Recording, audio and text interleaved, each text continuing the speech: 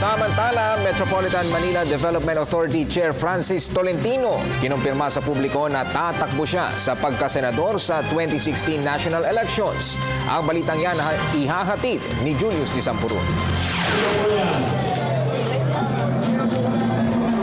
Kumpirmado na ang pagtakbo ni MMDA Chairman Atty. Francis Tolentino sa pagkasenador. Ginawa ni Tolentino ang anunsyo sa isang restaurant sa Roas Boulevard, Maynila. Buong pwersa siyang sinamahan at sinuportahan ng ilang taga-MMDA at mga opisyales ng lalawigan ng Cavite sa pangunguna ni Governor John Vic Remulla, Representative Lani Mercado Revilla at Representative Elpidio Barzaga. I accept the challenge.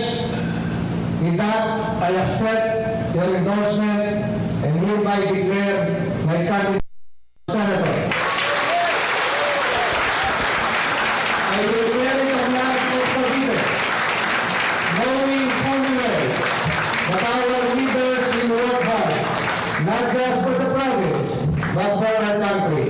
I will submit my resignation to the President within the next few days, knowing full well that I carry the flag of Cavite, and Cavite should always be the prime province of the Philippines.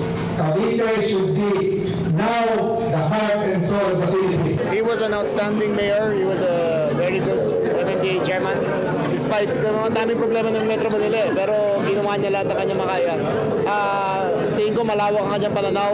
Hindi lang Cavite ang kanyang titignan, pero buong Pilipinas ang kaya tulungan. Ilan sa mga isusulong ni Tolentino sa Senado ang pagpapaunlad ng bansa at maibsan ang nangyayaring bumper-to-bumper traffic sa Metro Manila. Yung lack of planning natin sa Metro Manila can be translated to lessons learned to other fast-growing urban centers. Sana hindi nila maranasan yun. Nagpasalamat si Tolentino sa mga kapwa niya Caviteño na dumalo at nagkaisa sa kabila ng pagkakaiba-iba nila ng partido. Sinusulong ko po ang patuloy na pagtaguyod sa lalawigan ng Cavite. Number one, in terms of income.